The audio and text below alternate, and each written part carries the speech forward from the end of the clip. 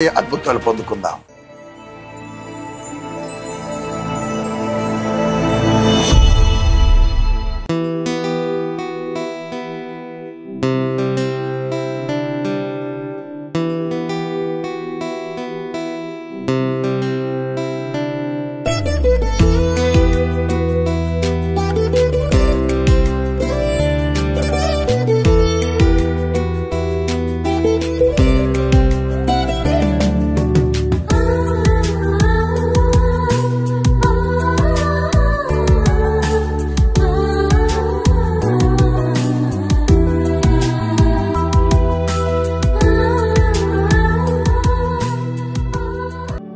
యేసుతో ప్రతిదినం అనే ఆధ్యాత్మిక కార్యక్రమానికి మిమ్మల్ని ప్రేమతో ఆహ్వానిస్తూ మీ అందరికీ నా హృదయపూర్వక వందనాలు తెలియజేస్తున్నాను. ప్రియ దేవుని బిడ్డలారా, బాగున్నారు కదా? ఉదయం లేవగానే దేవునికి స్తుతించారా? ఆయన నామాన్ని మనం స్తుతించే వారంగా ఉండాలి.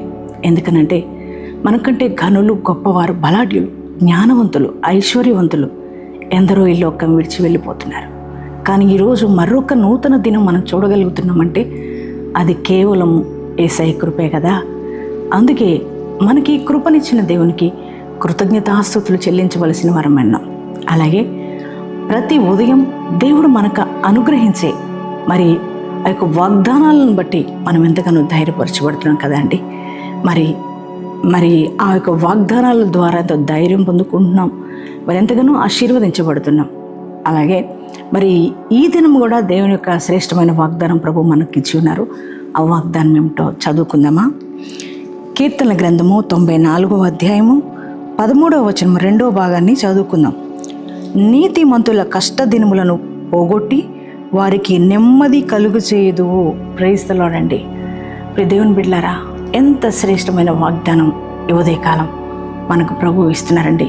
కీర్తనాకారుడు రాస్తున్న మాటలు, ఆ యొక్క అనుభవంలో రాస్తున్న మాటలండి ఇవి. నీతిమంతుల కష్టదినాలన్నీ కూడా పోగొడతాడట దేవుడు, నెమ్మది కలుగు చేస్తానని మరి దేవుడు మాట్లాడుతున్నారు. ప్రియ దేవుని బిడ్డలారా, మరి ఈ వాగ్దానం వింటున్నా చూస్తున్నా మీ జీవితాల్లో ఎన్నో కష్టాల్లో ఉన్నారా? నీతిమంతులు అనగా ఎవరంటే యేసయ్య రక్తము ద్వారా విమోచించబడిన వారు.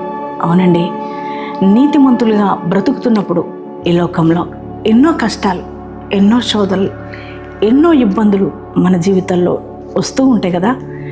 పోరాటాలు ఎన్నో. మరి ఆ కష్టాలన్నిటిలో కూడా అనిపిస్తూ ఉంటుంది, నేను నీతిగానే బ్రతుకుతున్నాను కదా, అయినా ఈ కష్టాలేంటి? మరి ఎప్పుడు చూసిన ఇదే కష్టాలు ఉంటున్నాయి. మరి మిగతా వారంతా కూడా చాలా హ్యాపీగా ఉంటున్నారు. మరి నేను నీతిగా బ్రతుకుతున్నప్పుడు నాకే ఎందుకు ఇన్ని కష్టాలు అని ఒక్కొక్కసారి మనం బాధపడుతూ ఉంటాం కదండి. నాకే ఎందుకు ఇన్ని కష్టాలు వచ్చినాయి ప్రభువా, నేను నీతిగానే ఉన్నాను, యథార్థతగానే జీవిస్తున్నాను, అయినా నాకే ఏంటయ్యా ఇన్ని కష్టాలు, ఈ శోధనలు, ఈ అప్పులు, ఈ అనారోగ్య సమస్యలు, ఈ పోరాటాలు, ఈ నిందలు, ఈ కుటుంబ సమస్యలు, ఆర్థిక పోరాటాలు ఏంటి ప్రభు అని ఒకవేళ నువ్వు కూడా కన్నీరు గారుస్తున్నారేమో.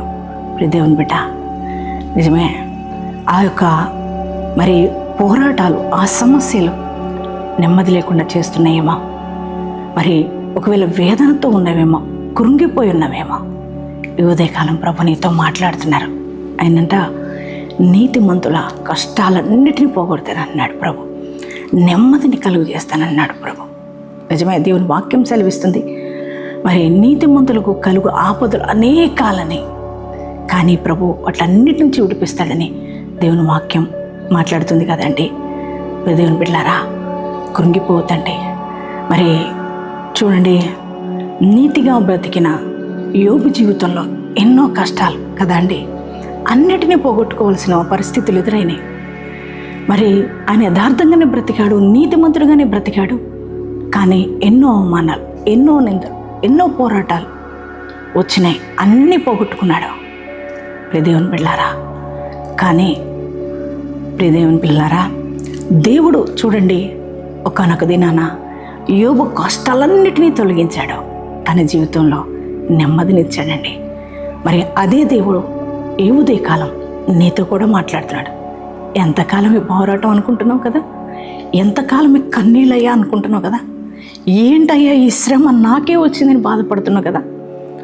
కనుక నీతో ప్రభు అంటున్నాడు, బిడ్డ నువ్వు బాధపడొద్దు, దిగులు పడొద్దు, నీ యొక్క కష్టాలన్నీ నేను పోగొడతానని ప్రభు అంటున్నాడు. నీకు నేను నెమ్మది ఇస్తానని ప్రభు అంటున్నారు.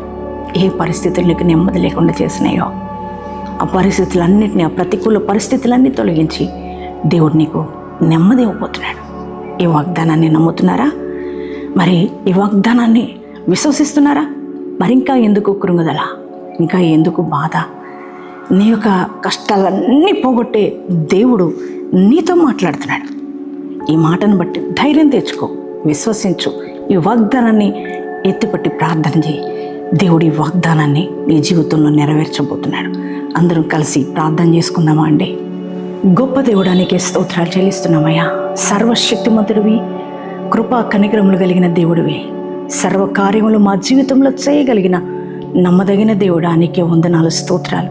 ఈ ఉదయకాలం అయ్యా మీరు ఇచ్చిన వాగ్దానం బట్టి నీకు వందనాలు నాయనా.